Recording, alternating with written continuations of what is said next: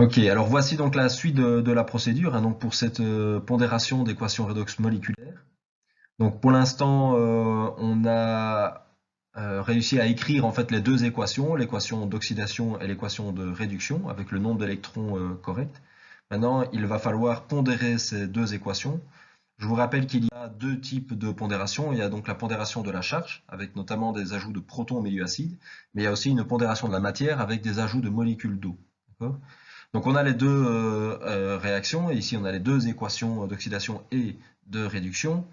Et nous allons d'abord identifier la charge du côté des réactifs. Donc on fait la somme des charges du côté des réactifs et on va la comparer à la somme des charges du côté des produits.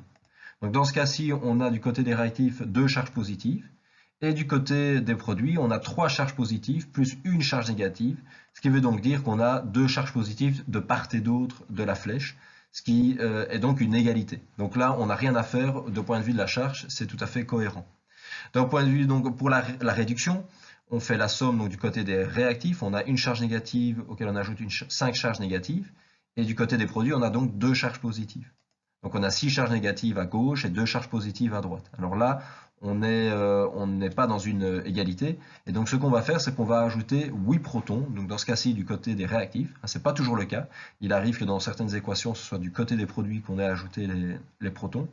Et dans ce cas-là, donc si je fais le bilan, j'ai donc cette fois-ci bien deux charges positives à gauche et deux charges positives à droite, ce qui veut donc dire une égalité. Donc là, la pondération de la charge, elle est terminée.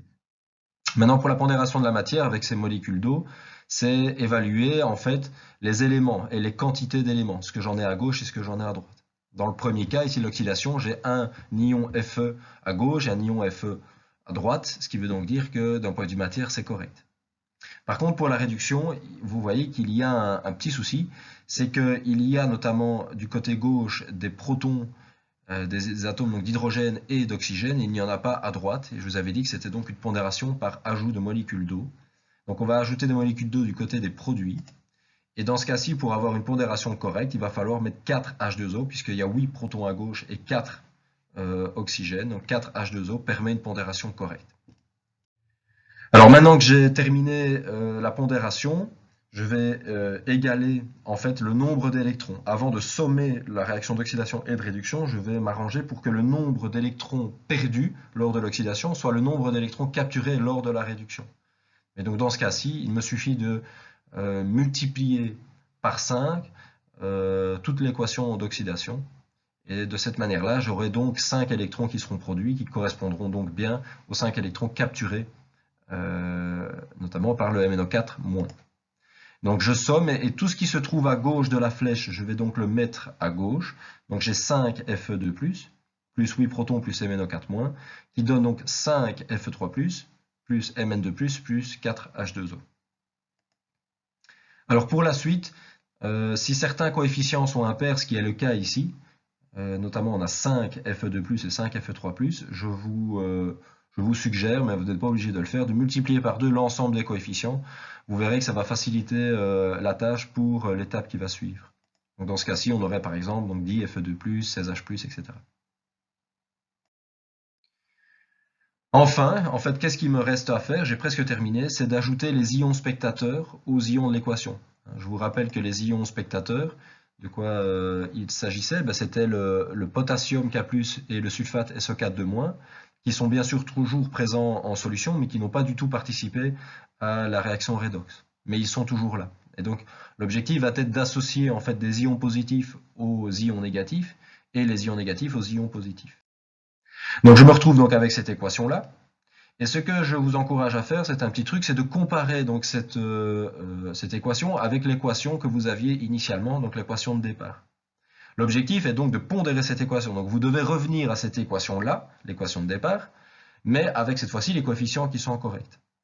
Alors, vous allez voir qu'en fait, maintenant, vous allez évidemment être aidé, c'est que vous avez 10 Fe2+, et la question qui va se poser, c'est, autant pour le Fe2+, que pour les H+, d'ailleurs pour les MnO4-, mais c'est valable pour chaque partie, si vous voulez, des réactifs, chaque réactif et chaque produit, c'est la question qui se pose, combien de FeSO4 je peux fabriquer, hein, on peut le voir comme ça, à partir de 10 ions Fe2+. Étant donné que dans une molécule FeSO4, je n'ai qu'un ion Fe2+, avec 10 Fe2+, je peux donc facilement trouver la solution, c'est-à-dire je vais fabriquer 10 FeSO4. Attention, avec 16 H+, je ne vais pouvoir fabriquer que 8 H2SO4, étant donné qu'il me faut 2 hydrogènes par molécule d'acide sulfurique, et ainsi de suite. Donc vous devez faire ça, d'ajouter tous ces ions, ce qu'on appelle les contre-ions, avec les ions que vous avez obtenus donc, dans votre équation finale. Alors c'est pas encore fini, parce que si vous comparez l'équation que vous avez tout en bas avec l'équation de départ, vous voyez qu'il manque un élément, c'est le K2SO4.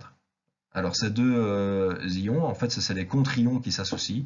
Donc il vous suffit simplement de la rajouter dans l'équation et attention de bien s'assurer de sa pondération. Dans ce cas-ci, c'est correct puisque vous avez 2 potassium du côté des réactifs, vous en avez 2 à droite. Et si vous regardez les sulfates, vous verrez que le nombre est correct également. Alors, ce qui est facile avec ce genre, déjà, c'est une procédure, donc il vous suffit de suivre les étapes. Et surtout, c'est une pondération. Ça veut dire que quand vous terminez, il vous suffit de calculer comme vous l'avez toujours fait et de vérifier que la pondération est bien correcte. Et vous pouvez de cette manière-là vous assurer que la pondération elle est correcte. S'il y a un nombre de potassium, un nombre de manganèse qui n'est pas correct, forcément, c'est à vous à faire demi-tour et essayer d'observer ce qui éventuellement n'aurait pas fonctionné. Voilà. Alors pour la suite, je vais vous donner des exercices de pondération d'équations redox moléculaires, et puis ensuite on fera une vidéoconférence pour répondre aux questions s'il le faut.